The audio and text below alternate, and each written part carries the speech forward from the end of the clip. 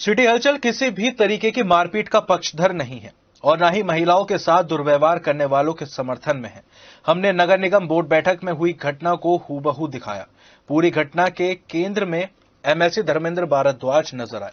कारण क्या था, इसकी जड़ में भी जानने की जरूरत है। हम एक बार फिर कह रहे हैं कि हम किसी भी मारपीट का समर्थन नहीं करते और नगर निगम की बोर्ड बैठक की गरिमा सबको मेंटेन करनी चाहिए। ये बात भी पुरजोर तरीके से कह रहे हैं। जब हमने इस मामले में मोबाइल पर एमएलसी धर्मेंद्र भारद्वाज का पक्ष जानना चाहा तो मोबाइल पर ही उन्होंने पूरी घटना बताई। उन्होंने बताया कि वो बोर्ड बैठक में शामिल होने गए थे।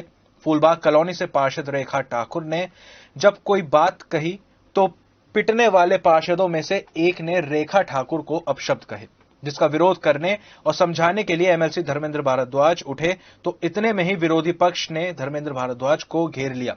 बड़ी मुश्किल से धर्मेंद्र भारद्वाज बाहर निकले और बाहर एक नया विवाद सामने आ गया। धर्मेंद्र भारद्वाज ने मोबाइल पर सिटी हलचल से बातचीत में कहा कि आज की बीजेपी नरेंद्र मोदी के करिश्माई नेतृत्व में देश का विकास कर रही है।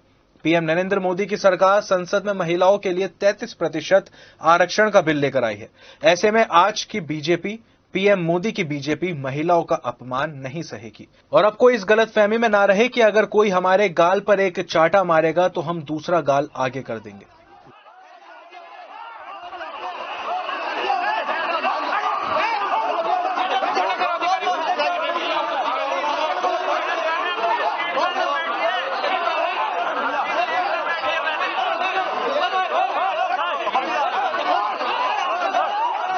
मैं सम्मानित बोर्ड का सदस्य हूं और विधान परिषद का जो सदस्य हूं, मैं नगर निकाय से 2022 में सदस्य बना हूं।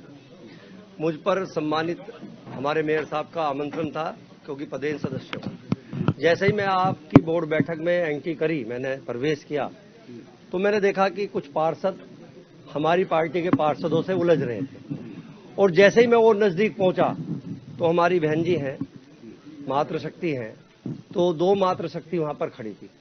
तो उन्होंने उन दोनों मातृशक्ति के लिए कुछ अपशब्द बोले, जिसके लिए मैंने बीच बचाव करने का प्रयास करा और जैसे ही मैंने बीच बचाव करने का प्रयास करा, उन्होंने मुझे धक्का देने का प्रयास किया और उस धक्का देने के बाद आपस में कहा सुनी हुई।